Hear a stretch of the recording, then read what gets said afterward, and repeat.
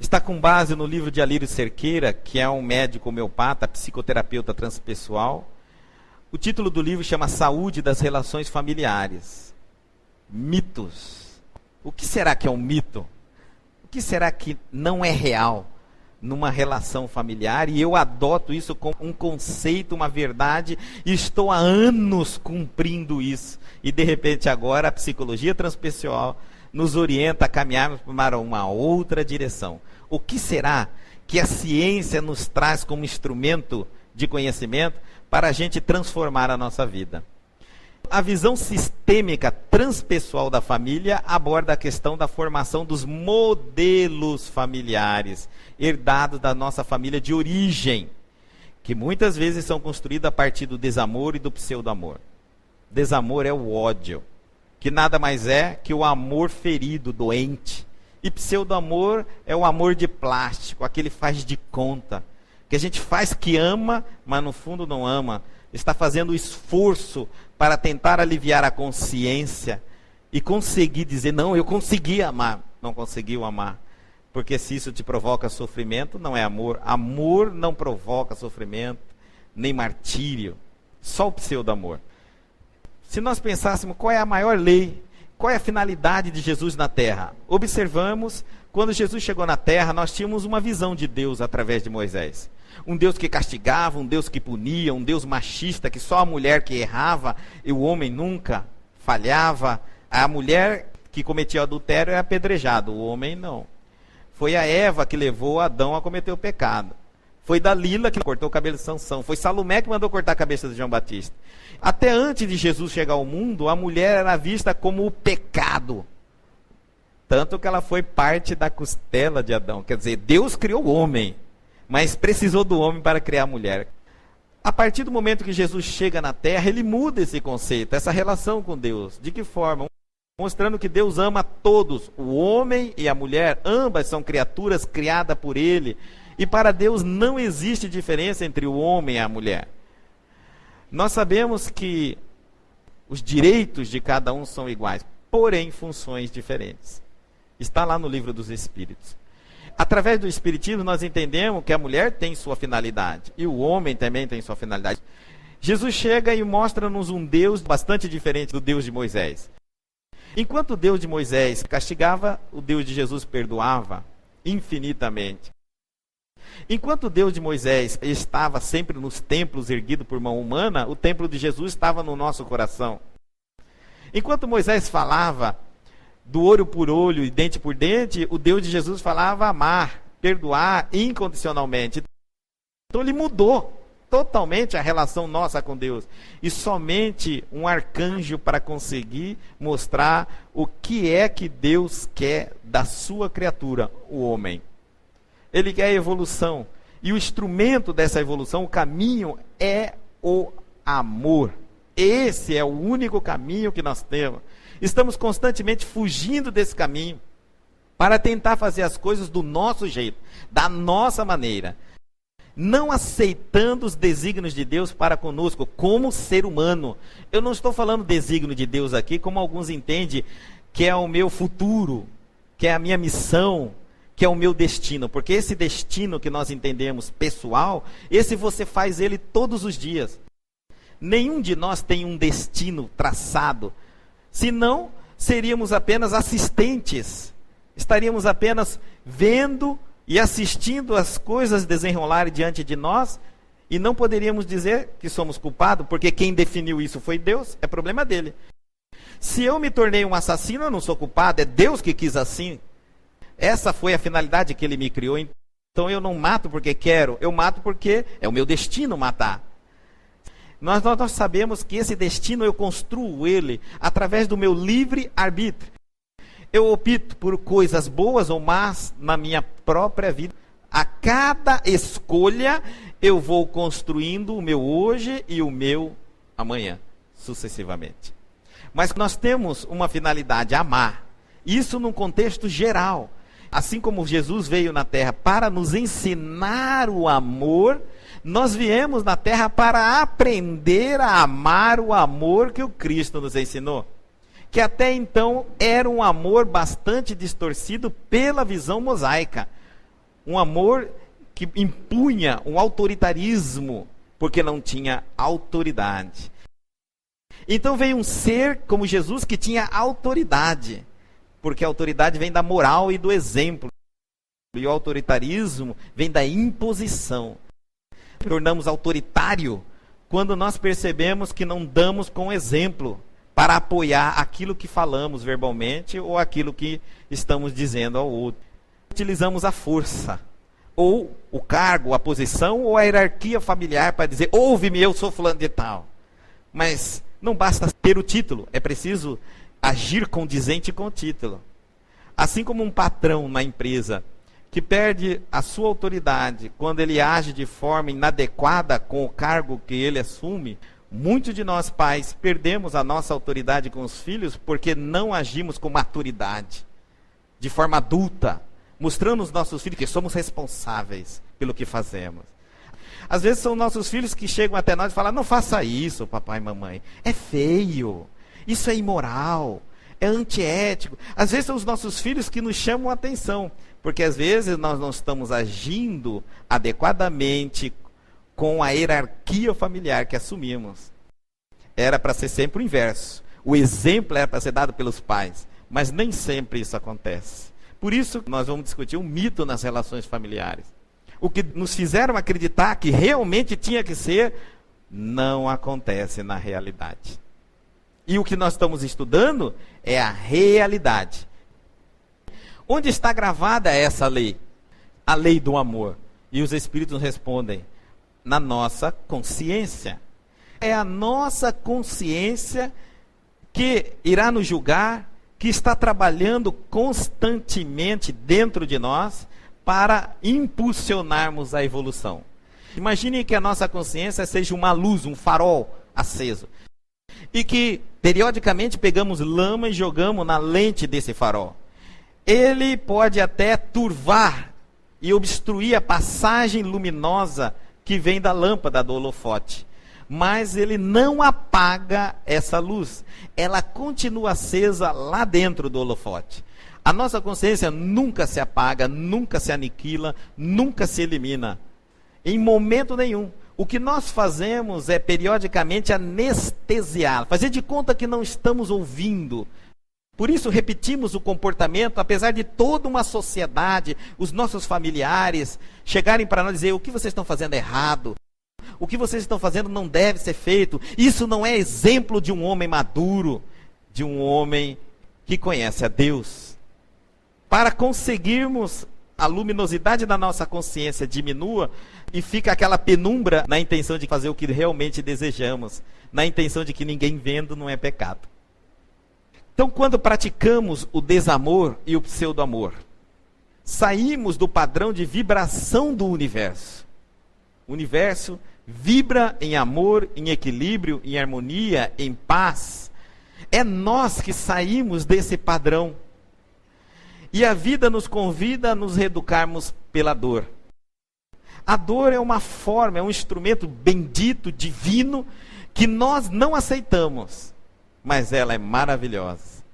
Porque graças à dor, graças ao sofrimento, é que nós nos lembramos o que realmente somos.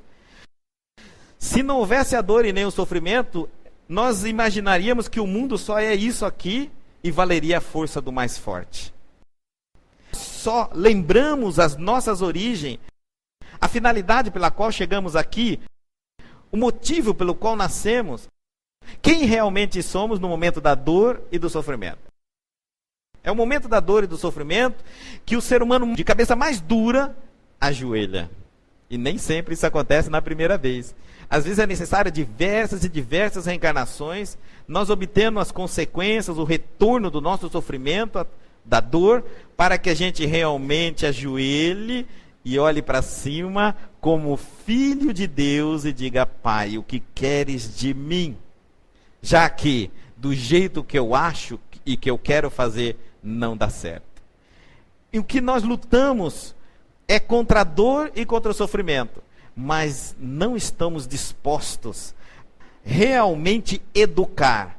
E sempre fazemos método de auxílio paliativos porque não queremos realmente pegar o bisturi na mão da solução e erradicarmos, arrancarmos de dentro de nós a raiz do nosso sofrimento e da nossa dor. E passamos uma vida inteira sofrendo, porque o motivo ainda continua dentro de nós. Isso porque nós criamos um padrão chamado desamor e o pseudo-amor, como eu já disse. Normalmente oscilamos entre duas crenças. Uma é a passiva e a outra é a ativa. A passiva é aquela que eu acho que eu não consigo. E a ativa é aquela que eu acho que eu devo. Uma, que é a ação passiva, nos dá a entender que nós não temos recursos suficientes para adotar aquele comportamento. E a outra, a ativa, diz assim, olha, você pode não ter, mas vai ter que fazer. As duas estão erradas. Tudo que nós vamos ouvir aqui está com base nessas duas formas de analisarmos uma situação. Ou eu acho que não vou conseguir fazer o que eu tenho que fazer e sei o que tenho que fazer, porque nós somos adultos e todo adulto sabe o que é certo e o que é errado. Todo adulto sabe quando ele está fazendo algo imoral e algo moral. Não é necessário que nenhum líder religioso nos diz o que devemos ou não devemos fazer. É necessário que nós ouçamos a nossa consciência e vamos perceber exatamente o que fazemos e não está certo. Sabemos exatamente o que fazemos e está certo. No entanto, essas crenças passiva e ativa estão aí porque nós queremos fugir da verdade, do que é real. Muitas vezes, diante de uma situação, nós pensamos assim, eu não vou conseguir. E quando alguém chega e grita conosco, você tem que conseguir, você não pode ficar assim, eu tomo uma reação. Uma reação de dizer, eu devo conseguir. Os dois estão errados. Porque você não vai conseguir mudar a sua forma de pensar, de sentir, de agir, tendo por obrigação ou por descaso, de forma nenhuma. Jesus é bem claro quando ele diz assim, vinde a mim todos vós que estão aflitos e sobrecarregados, que eu vos aliviarei. Tomai sobre vós o meu jugo e aprendei de mim, que sou manso e humilde de coração. Vamos pegar o jugo do Cristo, que é o amor, e vamos fazer essa transformação que a psicologia transpessoal chama de ressignificação. Nós temos que desconstruir o modelo de padrão que criamos vindo de nossa herança familiar. Às vezes estamos adotando um padrão de comportamento idêntico que nossos pais tomaram, porque nossos pais copiaram dos nossos avós, e nossos avós copiaram dos nossos bisavós, e assim sucessivamente. E como nós nunca refletimos sobre o nosso comportamento, às vezes exigimos um comportamento dos nossos filhos que nem nós temos. Estamos tão apartados de nós mesmos que não observamos como conduzimos os nossos filhos aos erros que eles cometem hoje. Cobramos deles, mas vira e mexe, recebemos a cobrança de volta. Porque ninguém pode olhar para um filho sem se enxergar. Eles são parte de nós, criação nossa. Ali está muitos conceitos sobre nós dentro dele. Temos que tomar muito cuidado com as nossas atitudes, principalmente diante dos nossos filhos. Não é possível eu estabelecer um padrão de comportamento na frente do meu filho e achar que eu vou controlá-lo no seu comportamento após eu ensiná-lo pela primeira vez. Eu vou dar um exemplo. Eu bebo na frente do meu filho, mas não fico bêbado. Mas quem garante que teu filho não é um próximo alcoólatra? Lembre-se, você se controla, mas não consegue controlar o teu filho. Na visão da ciência, o alcoolismo é uma predisposição orgânica. Você sabe o DNA que está dentro dele? Provavelmente não. Talvez ele seja um alcoólatra inveterado, adormecido pela juventude. Mas agora, a partir do momento que você der o exemplo dele beber, ele será um alcoólatra assumido. Aí você vai dizer, não pode beber muito. Mas o que é beber muito e o que é beber pouco? O que é fumar muito e o que é fumar pouco? Fumar muito é uma carteira de cigarro para você. Há uns que fumam duas e não se satisfazem. O beber muito é uma garrafa de cerveja para você. Para muitos tomam um engradado e não sente nada. Você esqueceu que ele tem um outro corpo? diferente do seu, e ele pode ter uma resistência diferente da sua, significa que se você bebe uma cerveja, ele talvez não consiga beber nem metade de um copo. E se ele tentar copiar o seu exemplo, ele vai ser alcoólatra também. Como eu vou chegar a brecar o meu filho a não beber, se eu bebo? Aí ele passa para a droga. Que autoridade eu tenho? A diferença entre o álcool e a droga é que um paga imposto, é lícito, mas as drogas têm os mesmos efeitos. Não, o alcoolismo mata menos, quem diz? Olha os índices de acidente no trânsito, olha o número de famílias desfeitas por causa do álcool, olha a quantidade de pessoas que morrem por alcoolismo, e você vai se surpreender que o álcool hoje mata mais do que qualquer droga. Vá na pesquisa, analise isso. Encontre a realidade. Lutamos contra o cigarro. E ali está na carteira o mal que ele faz. Mas não lutamos contra a bebida. Uma pessoa pode fumar 2 carteiras de cigarro todo dia. Ela não vai provocar metade do mal do que ela beber todos os dias. Queremos dizer ao nosso filho, tantos ml. Ele vai dizer, papai, eu não consigo seguir as suas regras. Já que o Senhor me ensinou a beber, agora eu sigo apenas as minhas regras. Às vezes, nós sem querer não sabemos quem está do nosso lado. Nós podemos adotar um comportamento uma hora ou outra e dominar esse comportamento. Mas eu não sei se meu filho tem condição de dominar-se. Se a minha esposa tem essa mesma condição, ou se o marido tem essa mesma condição. O exemplo abre as portas. E filho é como uma flecha, eu só lanço. Depois que eu a lancei, não tem mais como correr para pegar essa flecha, para não atingir o alvo. É só ficar olhando e rezar para que você acerte o alvo. Por isso é muito importante nós sabermos onde estamos mirando. Pararmos e refletirmos de que forma estamos nos posicionando. Nós não queremos acertar o alvo. Para acertarmos o alvo, temos que observar o nosso comportamento, temos que analisar se estamos mirando adequadamente para conseguir ter um efeito lá no final. A passiva diz assim, eu não consigo, eu não sou capaz, eu tenho que perdoar, mas eu não consigo, eu não sou capaz. Nesta crença, a sua intenção é positiva. Todas as vezes que tomamos uma atitude, a intenção é sempre positiva. Qual é essa intenção positiva? De se autoproteger. Toda vez que você diz que não consegue, você está se dizendo simplesmente, eu não quero pagar o preço para conseguir chegar aonde devo. Mas você consegue, porque tantos conseguem, você consegue perdoar, você consegue se libertar da mágoa, basta querer, mas é preciso pagar o preço. Estamos dispostos? A outra é ativa. Eu tenho que. E nesta crença, a intenção positiva é realizar uma ação reparadora para libertar a ansiedade de consciência, a culpa.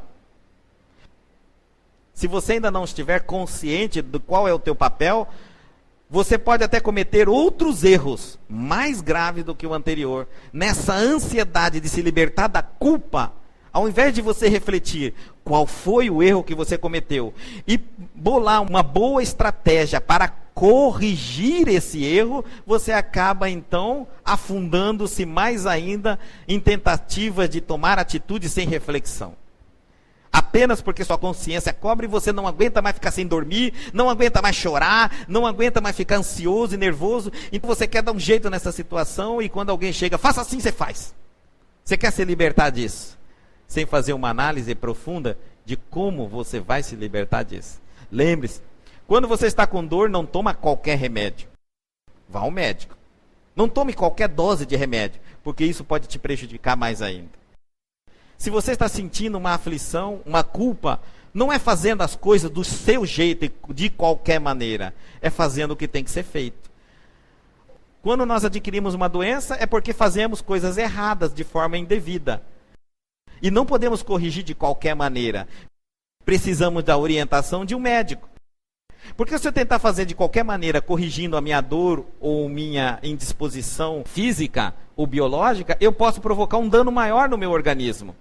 Da mesma forma que eu errei e provoquei a dor ou a doença, eu continuo ignorante nessa situação. Por isso, antes de eu tomar uma atitude para corrigir, não vá bebendo qualquer coisa, qualquer remédio, em qualquer dose. Vamos buscar orientações. Esse movimento de passividade como de atividade é um movimento de autoimposição. Não se obriguem a amar, porque o amor não se desenvolve com obrigação. Não se obriguem a perdoar, porque o perdão não vem com imposição. Só tem uma coisa que a gente pode aprender com uma imposição: cultura. Você põe duas crianças e diz: você não vai sair essa noite enquanto não aprender a tabuada de 10. Ele aprende. Mas não tem como você obrigar uma pessoa: você não sai daí enquanto não aprender a me perdoar, a me amar, a amar seu irmão, sua mãe, seu pai. Impossível. Isso vem a maturidade, a evolução, uma busca, uma persistência constante, e não adotando métodos paliativos, porque senão só alivia, depois volta pior. Tudo isso é padrão de crença. Alguns de vocês devem estar pensando: mas eu só aprendi assim. Como é que eu ia tomar uma atitude diferente? É isso mesmo. Ninguém está culpando ninguém aqui. Só estamos falando da realidade. Mas a gente passa a ser culpado a partir de agora. Porque agora você tem o conhecimento. E errar é uma questão de decisão sua. Você está consciente daquilo que fará daqui por diante? Para ressignificarmos padrões de crença, de atitude, vamos ver lá em João, no capítulo 8, no versículo 32, Jesus dizendo assim: conhecereis a verdade vos libertará. É a verdade que nos liberta e não a fé. Imaginávamos que a fé nos libertava. A fé não nos liberta. Fé nos dá uma segurança, uma vontade de agir, de se modificar. Mas o que nos liberta é a verdade, porque é ela que nos dá a direção segura e a forma, o que temos que mudar. Por isso nós temos que abandonar os mitos. E de que forma? Vamos analisar, refletir profundamente o motivo pelo qual o padrão de crença está inadequado. Por exemplo, quando você tem aí uma visão de incapacidade, de impossibilidade. Eu não consigo fazer tal coisa. A verdade é o seguinte: você realmente não consegue? Por que não consegue? O que leva você a pensar que não consegue? Analise o que você fala. Porque conseguir, eu tenho certeza que você consegue. Você já tentou todos os exercícios possíveis para conseguir reverter a sua situação? Para aprender a amar, para aprender a perdoar o seu semelhante, para libertar-se da mágoa, da culpa? Não tentei. Enquanto isso não me incomoda, eu vou levando. E o grande problema é que a minha atitude equivocada vai criando erros naqueles que estão à minha volta. No início eles são pequenos, depois eles crescem. E o erro fica adulto e volta-se para nós. Agora, num outro contexto muito mais sério. Eu poderia corrigir quando era pequeno, era simples. Mas agora eu vejo a influência daquilo que eu deixei o tempo correr. Há uma vida em jogo. E eu fico refletindo, por que não agi no momento certo? A verdade me faltou? Será que eu não conseguia? Ou será que eu não queria? Eu tenho que é uma outra falsidade. Porque aí nós saímos para o tempo da reação ativa. Eu tenho que fazer. Agora eu tenho que fazer. Calma com isso. A pergunta é: por que você tem que fazer? Por que você quer fazer o que você acha que tem que fazer? Porque eu quero me libertar da culpa, culto. Eu não aguento conviver com a culpa. Eu errei, eu tenho que mudar. Porque Jesus nos ensinou. Não esquece Jesus. Até o momento em que você disse que você quer se libertar da culpa e que isso te atormenta, é uma verdade legítima. A partir do momento que você disse porque Jesus falou, esquece. Jesus falou há muitos anos atrás, há 2000 anos atrás, e você sempre soube isso, não mudou seu comportamento e não vai mudar agora. O que vai mudar seu comportamento agora não é o que falaram para você. É o que você aprendeu através das experiências da vida. É isso que vai dizer para você por que você não mais quer reagir. Libere-se da obrigação. É muito importante.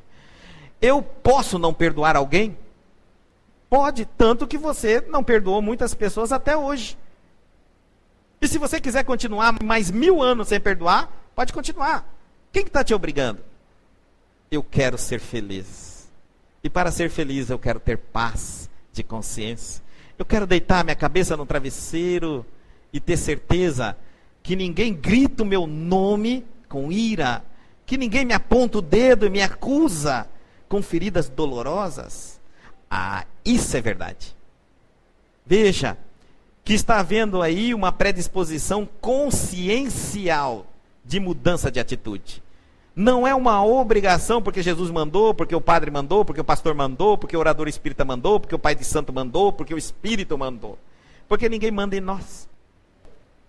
Há uma necessidade de reflexão profunda, de adotarmos padrões de comportamentos novos. Temos que desconstruir os padrões antigos, que é o pseudo-amor e o desamor. E vamos entender por quê. Primeiro mito: amar todos os filhos de forma igual. Impossível. Eu sei que isso até dói. Uma vez quando eu falei isso, uma mulher levantou e me disse: eu amo meus filhos todos iguais. Daqui a pouco, quando acabou a palestra, ela está falando que ela tem um que dá mais problema para ela do que o outro. E que a dificuldade dela com esse é muito maior do que com o outro. É muito difícil você amar um ser humano igual ao outro. E filho não é um ser humano? Uma mulher que casou 10 vezes, ela ama os seus maridos iguais? Um homem que casou 10 vezes, ama suas esposas iguais? Um filho que teve vários padrastos e madrastas, ama-os todos iguais? Um jovem que tem vários irmãos, ama todos iguais? Ninguém ama uma pessoa igual a outra. Porque cada um de nós é um universo independente de relacionamento, de simpatia, de animosidades. Como é possível uma mentira se tornar verdade somente por repeti-la várias vezes? Geração após geração. Por que eu tenho que parar com esse mito? Eu vou te dar alguns motivos por que isso atrapalha a sua felicidade de consciência. Primeiro, os nossos filhos podem achar que o problema está neles. Mamãe, papai, você trata o fulano melhor do que eu. Ele errou tantas vezes. E você não fez metade do que fez por ele e por mim. Não, meu filho, de forma nenhuma, eu amo todos vocês iguais. Mentindo para ele, faz com que ele entenda que aquilo ali, então não é uma verdade. É um problema que ele tem de autodiscriminação. E o coitado passa a sofrer, porque ele pensa que ele está enxergando mal os pais, que está julgando errado os pais, quando na verdade ele é o único lúcido e o real dentro de casa. Os outros são os que estão fantasiando a situação e tentando impor ele uma mentira. Não podemos ser felizes com base na mentira. Não é dessa forma que vamos criar uma felicidade no relacionamento, mentindo um para o outro que amamos. É a verdade lúcida e clara. Conhecereis a verdade e a verdade vos libertará. Não é necessário falsearmos absolutamente nada para sermos felizes. Não precisamos agradar sempre. No relacionamento é necessário a verdade, porque a verdade que nos dá uma transformação legítima da situação atual. Mascarar de nada adianta. Adultos procuram atendimento fraterno dizendo: sei lá, Guto, eu achei que eu era perseguido. Por que você achava? Porque eu achava que meu pai e minha mãe não amavam como amavam meus irmãos. Você conversou com eles? Sim, mas eles sempre afirmaram que me amaram igual. Eu acho que esse problema é meu. Você acabou de construir uma infelicidade no seu filho. Não era lógico você dizer: é verdade, meu filho. O que você vê é real. Quando eu nego uma verdade, quando eu nego realmente aquilo que estou sentindo, eu repreendo isso dentro de mim, e aí aquilo ali vira duas coisas: desamor ou pseudo-amor. Segundo, esse aqui é muito importante, porque deixamos de praticar o dever consciencial com quem temos maior dificuldade de relacionamento. A partir do momento que eu acho que eu amo todos eles iguais, mas nunca analisei, nunca quis admitir, não me comprometi mais em fazer o exercício com aquele que eu amava menos para aprendê-lo a amá-lo mais. O comodismo da maneira de pensar, a crença na mentira, colocou nós numa estagnação, numa posição confortável aparentemente, mas inconfortável conscientemente. Porque nós mentimos para o mundo, mas não mentimos para nós mesmos. Então, a partir de um determinado momento, eu deixei de melhorar, de buscar uma relação com aquele filho que eu tinha mais dificuldade. Porque eu sentei no mito. Eu amo todos eles iguais. E quando eu me pegava pensando que eu estava ficando animosa ou animoso com aquele filho mais do que com o outro, eu me repreendia, dizia, o que é isso? Eu amo todos iguais, eu amo todos iguais. Eu me forçava a acreditar, porém, não gera o sentimento adequado. E quantos de nós sabemos que há mães que não amam os filhos? E que há pais que não amam os filhos? Não estamos aqui falando uma mentira, estamos falando a realidade. Quando alguém diz que o verdadeiro amor é o amor de mãe, é verdade nos mundos felizes, não no mundo de prova e expiação como a terra. Isso nós chegaremos a ver no mundo feliz, não num planeta como o nosso, de imperfeição. Mas por que isso? Porque estamos reencarnando espíritos que têm desavença conosco e com todos nós. Sem a chave da reencarnação é impossível entender. Nós não passamos a existir no momento da fecundação do feto. Nós temos relacionamentos de outras existências. E eles agora vêm revestidos como filhos, esposa, maridos. É no seio familiar que eu encontro os maiores desafetos e afetos também, porque ali também não é só um campo de guerra. Por isso é muito natural eu olhar para uma criança e sentir por ela mais tocado o meu coração, porque no passado nós desenvolvemos um relacionamento amigável, positivo e equilibrado. É um reflexo de tudo isso que eu plantei e que nós plantamos. E é também uma natureza muito normal de olhar para uma outra e sentir uma indiferença, nem amor, nem ódio. Absolutamente nada. São espíritos que estão recém-chegando no nosso laço de convívio, na qual eu não tenho história nenhuma, nem feliz e nem infeliz. Estou com o coração aberto para ver o que vai dar. Mas não posso dizer antecipadamente que o amo. Eu estou curioso a respeito dele. E também olhamos para um outro filho e dizemos assim, esse não dá. Até o sorriso dele é de deboche. Para todo o comportamento dele é de agressividade. Tudo que ele faz para mim, o olhar, o jeito, o comportamento. Não, eu não tolero esse menino. Ou essa menina. Normal. Porque foram desafetos, inimigos, até às vezes mortais, em outras existências. E não vai ser você mentindo para você mesmo e para ele que você vai mudar o seu padrão de comportamento. Vai ser você trabalhar realmente, assumir a verdade, aquilo que sente. Tenho realmente uma dificuldade de tratar Joãozinho. Isso significa que eu vou ter que trabalhar muito mais com Joãozinho. Eu vou pôr Joãozinho mais no meu colo, eu vou pegar na mão dele, eu vou sair com ele, eu vou conviver com ele, porque eu preciso exercitar até consegui-lo amar, pelo menos próximo daqueles irmãos que eu amo. Eu já tenho onde eu quero chegar, então eu começo a trabalhar com esse. Se eu nego, eu não trabalho isso. Eu minto e passo uma vida inteira mentindo. E o pior de tudo isso, não impede que a rejeição seja percebida pelos filhos. Isso significa que você não está resolvendo o problema, você só está mascarando. O filho continua percebendo que ele não é amado. Você continua negando, ele continua percebendo. Ele pode achar que o erro é dele, mas lá na frente ele descobre a verdade que ele via era real. Tarde demais. Porque às vezes muito sofrimento provocou no coração dele.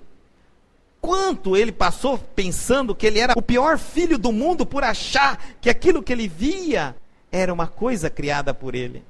E você nunca chegou até ele e disse, meu filho, eu nunca vi tanta lucidez num jovem como você. A verdade é para ser amada. Se o melhor é dizer a verdade, como faremos isso na relação com os nossos filhos? Aí vem a visão transpessoal, amparada pela doutrina espírita. Dizer a verdade no final da segunda infância, 11, 12, 13 anos, e principalmente na adolescência. Antes disso, evite. Antes disso, não minta. Trabalhe no comportamento para que ele não perceba. Mas se ele perceber, você vai ter que agir. Está nas suas mãos. Está nas nossas mãos. Deus nos coloca os nossos filhos como bebezinhos, pequenininhos, totalmente dependentes de nós, para que a gente faça o máximo que podemos fazer. E o amor é esse instrumento É lá que você chama o seu filho e diz: nossa, meu filho, eu nunca vi tanta lucidez, tanta percepção. É exatamente isso. De fato, eu tenho uma dificuldade com você, filho, mais do que eu tenho com seus irmãos. Vê seu pai, vê sua mãe, não sou perfeito. Quando sua mãe ficou grávida de você, passamos por diversas dificuldades na vida, é verdade. Você não foi planejado. É verdade. Está lá no seu inconsciente. Se você for colocado num divã e fazer uma TVP, terapia de vida passada, você volta e vai encontrar a realidade. A verdade está lá no seu inconsciente. Quando papai e mamãe conversam com você a verdade, é como se eles abrissem uma luz dentro de você mesmo e lhe desse a perfeita segurança dos seus pontos de vista, da sua maneira de enxergar, das suas conclusões. É como se você levantasse daquela conversa e dissesse assim: meu Deus, mas eu sou bom mesmo. Veja como eu aprendi. Você libertou aquele filho dos pontos de vista que ele se sentia culpado de perceber. Você acaba libertando aquela alma, enquanto que você mente, você escraviza. Escraviza-a na culpa de não poder negar o que vê, e o que vê é real. O ato de amor é abraçar o filho nesse momento e dizer: mas nós podemos mudar essa realidade, porque Deus te colocou como meu filho e eu como teus pais. E agora nós vamos mudar isso. Não vamos, meu filho, porque esse trabalho não é só meu, é teu também, já que você viu e já que você percebeu. Nós dois temos 50% de responsabilidade sobre as nossas relações. Eu não posso te ensinar o que você não está disposto a aprender. E aí então abraçá-lo e dizer que todos os dias você vai exercitar com ele o afeto físico. Tocá-lo, abraçá-lo, brincar com ele. Ele vai estar lúcido nessa relação. Ele vai entender o porquê. Os filhos vão saber porque a partir daquele instante você vai começar um pouquinho mais de atenção com esse. E eles não vão se sentir isolado, desamado mais do que o outro. Isso é muito importante. Outro mito: todos os filhos têm obrigação de cuidar dos pais. A obrigação nos dá dois caminhos nesse sentido. Por que você tem que cuidar? Porque ele é meu pai. E daí? Porque Jesus falou. Não funciona. Você tem que pesquisar mais. Porque eu o amo. Isso. Essa é a resposta. Resignação. Quando eu me sinto obrigado a cuidar dos meus pais, primeiro vem a indiferença, a crueldade, que é um ato de desamor. E aí o que eu faço? Eu coloco ele no asilo, eu abandono, porque como eu não consigo e sou obrigado, eu tenho que tomar uma atitude. Nem quero mais ver aquilo na minha frente para que a minha consciência não doa. Então o que eu posso fazer? Matá-lo é difícil. Então eu ponho ele no asilo, não vejo mais ele, não encontro mais com ele. Minha consciência dói menos, pelo menos, todos os dias. Periodicamente eu tenho um assalto de lembranças e me coloca para baixo. Mas eu não preciso ver aquele que é a testemunha viva da minha incapacidade de amar. Então eu tento me livrar, como nós fazemos com os criminosos na nossa sociedade. Porque não somos capazes de assumir o que nós, sociedade, fizemos com aquele ser humano. Jogar o lixo para debaixo do tapete. A gente quer eliminar a vergonha dos nossos comportamentos sociais. E assim então adotamos esse padrão. Não funciona. Ou nós adotamos a indiferença, ou adotamos então o martírio. É o outro ponto. Um é o passivo, a indiferença. O outro é o ativo, o martírio. Eu vou sofrer para cuidar dos meus pais. Eu vou acabar com a minha vida, com a minha juventude. Isso é pseudo-amor, não é amor. Se você sofre com isso, se você se martiriza com isso, não é amor. É pseudo-amor, é um amor de plástico. Você não vê a hora de ficar livre do processo, da bagagem, da mala. Imagine seu pai pensando isso de você. Eu tenho que cuidar desse filho. Não é dessa forma que nós vamos manter uma família. Porque o martírio vai nos corroendo, vai nos consumindo forças, a ponto de eu acordar dia, estou quebrado, sem energia nenhuma, porque tenho que suportar uma cruz que às vezes foi eu que estou impondo pela minha crença. Então o que eu tenho que fazer? Ideal é a renúncia. Mas eu não sou capaz de renunciar, trabalhe para isso. Resultante da prática do dever consciencial. Dever aqui, quando a gente vai no dicionário, ele entende como obrigação. Não estamos falando de uma obrigação como profissional. Não estamos falando de uma ordem. Por isso colocamos consciencial ao lado da palavra dever. Esse dever de consciência é uma lei divina, como uma proposta de evolução em torno do amor. É para o nosso bem quando fazemos o cumprimento do dever consciencial. Não é para o bem do nosso semelhante. É primeiro para o nosso próprio bem. Renúncia é o amor em ação. Renúncia é o amor que abdica voluntariamente da felicidade ainda não merecida para dedicarmos no amor que devemos. Os nossos pais vão ficando velhos, não tem mais força para trabalhar. E aí nós temos que cuidar deles? Nós temos que cuidar deles? Não, não temos. Mas cuidar deles nos dará uma satisfação incrível. Isso é renúncia. Vamos colocar aqui duas pessoas. Dois jovens conversando sobre uma mãe ou um pai que está na cadeira de roda, que tem que ser cuidado periodicamente. Ambas recebem um telefonema para sair de casa numa noitada aí. O filho que não tem a renúncia e que está pelo martírio, ele vai dizer assim: não dá, você sabe. Eu tenho que cuidar dele. Vou acabar com a minha juventude. Minha juventude vai passar. Ele é mal agradecido. Não sabe que está acabando com a minha vida. Eu estou me sacrificando, cheio de dores no corpo por carregá-lo. E quase que está dizendo: eu não vejo a hora dele ir embora. Porque ele está carregado de martírio. Está transitando entre o pseudo-amor e a indiferença. E quando se surpreende falando, se culpa e se pune. E não adianta. Porque da hora que passa a autopunição, volta de novo o desamor. Volta de novo a indiferença e o pseudo-amor. Nós temos que matar o mal na raiz. Então entender o seguinte: se eu tenho um parente nessa circunstância ao meu lado, é porque Deus assim quis. E é porque eu tenho, através dele, que exercitar a minha paciência, a minha tolerância, a minha evolução. Todos nós temos um instrumento de evolução. Quem não tem um parente tem uma doença no corpo físico. E antes de você conviver com uma doença que te dá limites e lhe impõe dor, é melhor você conviver com um parente que o limite é as doenças e a dor está nele, não em você. Porque um dia ele morre e você está saudável. A doença às vezes não sara do seu corpo. Todos nós temos um limite. Todos nós temos uma dificuldade. E não vai ser se livrando dessas dificuldades e limites que nós vamos ser felizes.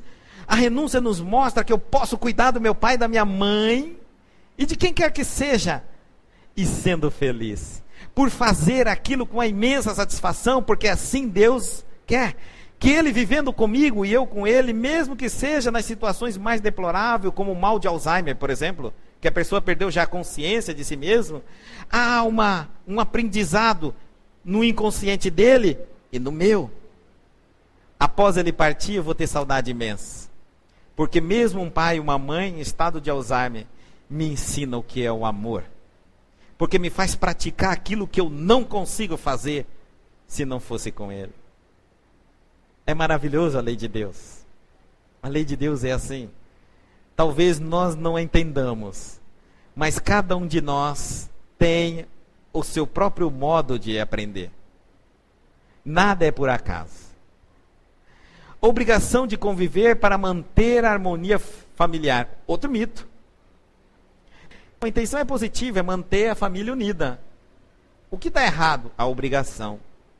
Quando você vai numa festa porque você tem um parente, por obrigação você não vai satisfeito. Sua cara é perceptível.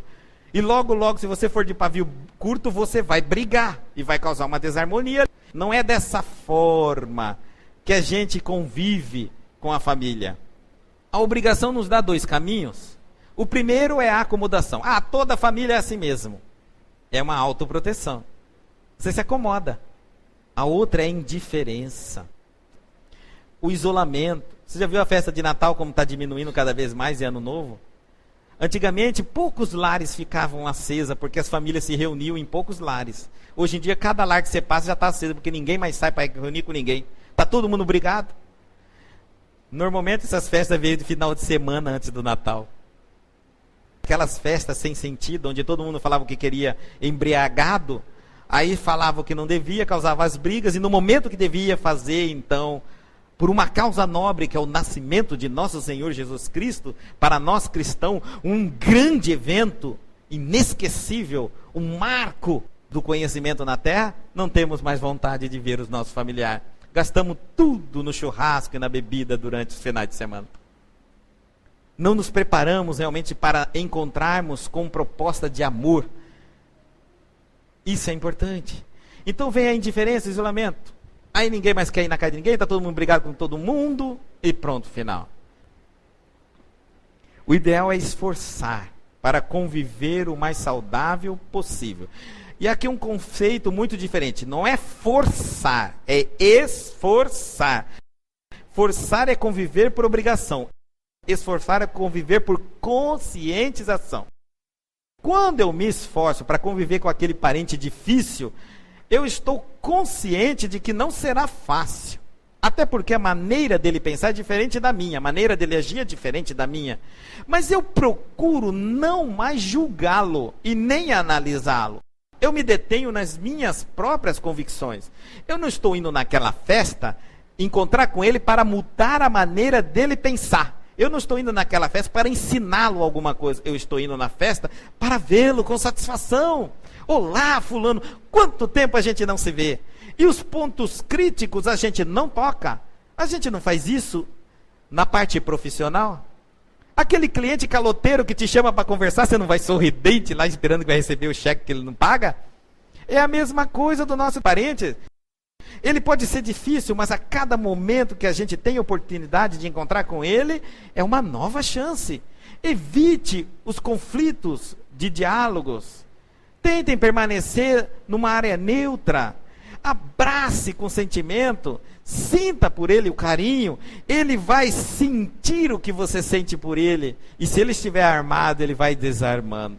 Não é fugir da convivência, mas se essa convivência já pode lhe proporcionar atos violentos físicos, desaforos verbais, existe o amor próprio nosso que nos ensina a mantermos distante dessa situação.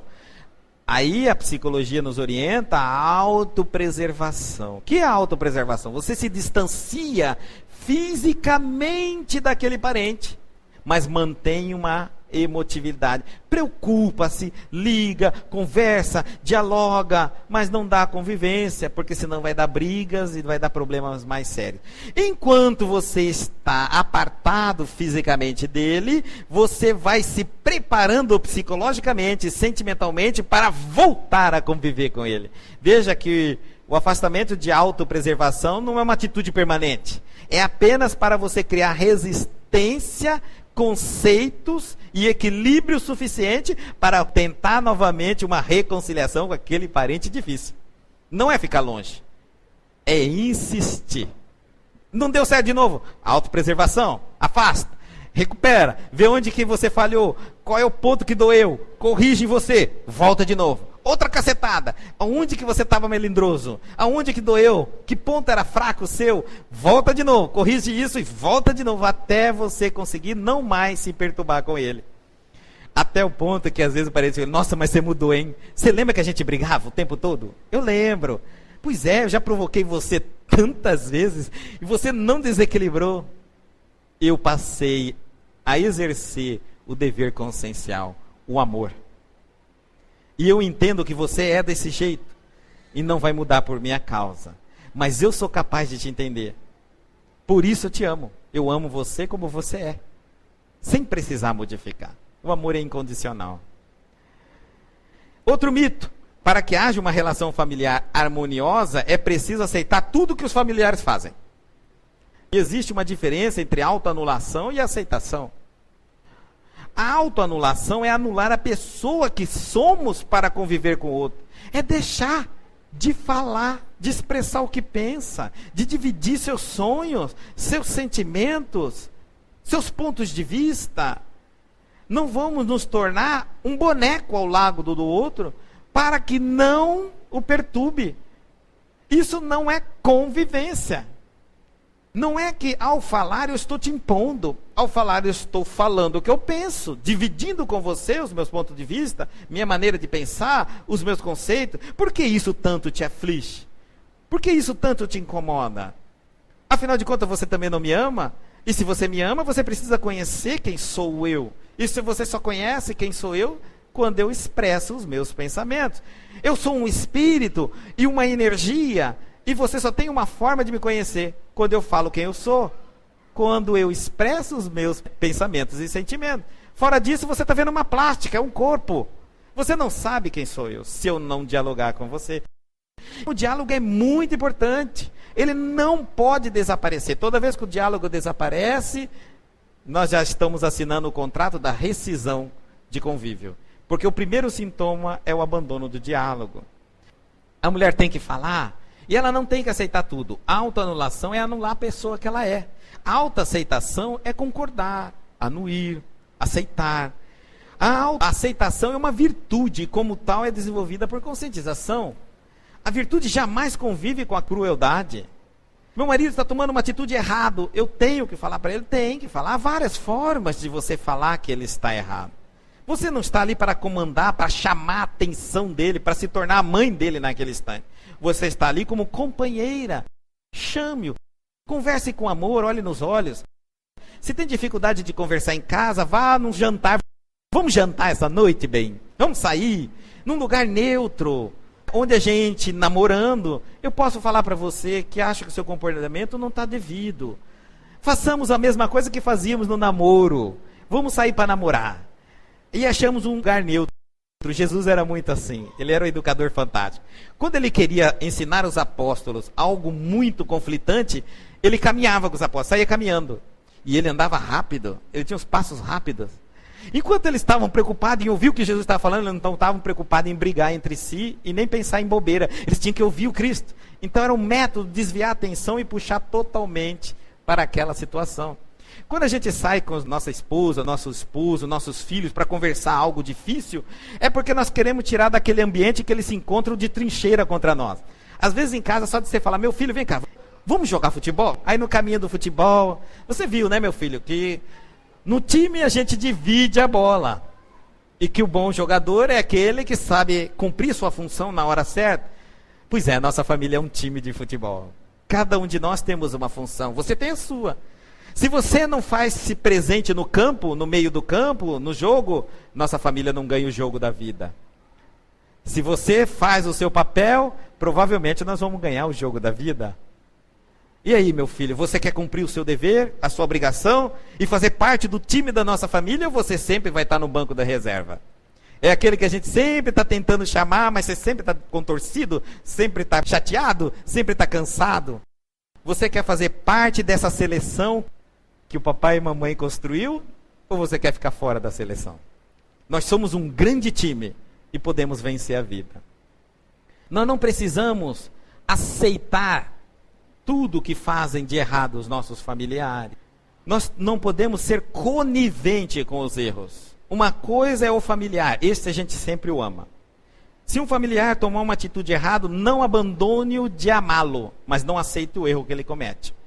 E ele tem que sofrer as consequências do ato, inevitavelmente. Não somos nós que ditamos as leis de Deus, nós respeitamos as leis de Deus. Amar não é mimar. Mimar é não permitir que os nossos seres queridos sofram as consequências do ato que cometeram. Você chutou a bola e quebrou a vidraça do vizinho? Vamos lá falar com o vizinho. Papai, ele vai zangar comigo. Vamos lá comigo, eu vou com você. Eu vou para te dar força, não para brigar com o vizinho. Porque o que ele tem a te dizer é a mais legítima verdade. Você sabia que não podia jogar a bola aqui? Você jogou, quebrou a vidraça. Ouça o que é verdade, de forma dolorida. Você poderia ter ouvido o papai que te disse, ô filhinho, não joga a bola aqui. Era a forma mais carinhosa que eu tinha para te dizer. A voz que entra pelo coração, nem sempre você entendeu. Agora você vai ver a voz da vida. Observe como ele vai te falar. Quando papai e mamãe morrer, você vai ouvir sempre dessa forma. Aproveite enquanto papai e mamãe está vivo, que põe você no colo e fala, não faça assim, filhinho. Não é dessa forma. Cuidado. A vida é assim. E aí então ele vai dizer assim, e agora? Você vai ter que me pagar. Qual é a consequência? Não tem que pagar? Quando a gente quebra um vidro da vidraça, dá um prejuízo ao patrimônio alheio, não temos que pagar? Sem dúvida ele pagará sim. Ele vai lavar seu carro todos os dias, até dar o valor da vidraça do Senhor, porque ele não tem como pagar, e não é justo que eu também pague por ele. Ou então, o Senhor vai remunerá-lo pela lavagem do carro, e depois ele te devolve o dinheiro como pagamento da sua vidraça. Amor, gente, não é distanciar os nossos filhos de Deus. Não é tentar buscar o método mais fácil para resolver o problema, mas é dar força para que ele enfrente a situação verdadeira da vida, as consequências do seu ato. Amar a Deus é servi-lo e respeitar os seus ensinamentos. E transferir isso aos nossos filhos, mostrando a eles, se nem nós quebramos a lei de Deus, quanto mais você, meu filho. Quanto mais você seguir a lei de Deus, mais feliz você será. Não há outro método. Não se engane, não há um caminho mais curto. E não pense que porque eu vou ficar mentindo a seu respeito, resolvendo os seus problemas, eu sempre estarei existindo. Eu morro. Da noite para o dia, às vezes Deus tira um pai, uma mãe, para deixar o filho aprender. Porque às vezes o pai e a mãe não deixam o filho aprender. É necessário que tenha que morrer. E nós vamos ficar assistindo do outro lado tudo que deveríamos ter ensinado aos nossos filhos e não ensinamos. É para isso que existe o amor em família. A família é algo muito importante para nós. É a célula da nossa sociedade. Por isso, nem todos nós reagimos iguais. Podemos nos desenvolver e evoluir independente. Mas para conseguirmos isso, há uma necessidade de uma interdependência social. Eu necessito do meu pai, da minha mãe, dos meus irmãos e vice-versa. Todos nós necessitamos de nós. É esse calor de errar e de querer corrigir. Os pais estão ali para dar as mãos aos filhos e dizer, venha, mas venha da forma correta. Por mais difícil que seja, meu filho, você vai aprender a amar a Deus na verdadeira forma que é. Não é eu que vou te dizer como é Deus. Você perceberá na minha forma com Deus. Eu te transferirei através do exemplo, do comportamento, das minhas palavras. Mas você aprenderá que Deus está acima de tudo, abençoando todas as famílias. Que nós possamos nesse instante fechar os nossos olhos e pedir a magnânima luz de Deus que nesse instante visite os nossos lares. Todos nós temos um lar. E não importa se ele é uma mansão ou ele é uma tapera. O que importa é que nós temos um lugar aonde nos protege dos intempéries da natureza. Não importa. Não importa se ainda vivemos em desequilíbrio ou em desarmonia. O que mais nos importa é que estamos tentando santificar a família através de atitudes cada vez mais conscientes, o aprendizado, a ciência nos dando as bases necessárias para nos balizarmos em novos comportamentos. Podemos enxergar, depois de muita névoa, escuridão e sofrimento, uma luz imensa, a luz que se clareia com o amanhecer. É a luz do sol, a luz chamada Jesus. Vinde a mim, todos vós, que estáis aflitos e sobrecarregados de mágoa, de culpa, e todas as repercussões provenientes desses dois sentimentos, que são gerados por uma relação de atritos, desarmônica. Vamos até o Mestre, abramos os braços, a mente e o coração, aceitamos como realmente Ele nos ensinou, treinemos a nos comportar como realmente os princípios da lei nos orientam. Ah, bendita ciência! Passado o século XIX, foi derramado do Divino Espírito de Deus, a intelectualidade da terra, para tentar iluminar as consciências que ainda se encontravam perturbadas e desequilibradas nos caminhos da sombra e da rebeldia. Homens de grandes personalidades reencarnaram e nos acenderam luzes luminíferas que apontava o futuro nosso. O homem mais humano, deixando os seus instintos, os seus defeitos, para se apegar numa posição de amor máximo um pelo outro. Homens que conseguiriam se olhar diante do espelho e amar o próprio reflexo. Homens que passariam por um desafio de autossuperação, de aprendizado perpétuo. Homens que abririam as portas das emoções para aceitar a legitimidade do amor, que vem pela energia plana cósmica. Respiramos o amor, sentimos o amor, vemos o amor, vivemos o amor, quando ele se torna integral dentro de nós. Bem-aventurados que ouvem a palavra e o chamamento do amor e podem reformular suas atitudes, seus pensamentos, suas emoções. Não somos obrigados a acertar, mas temos toda a possibilidade do mundo para sermos mais correto possível a cada anoitecer e a cada alvorecer.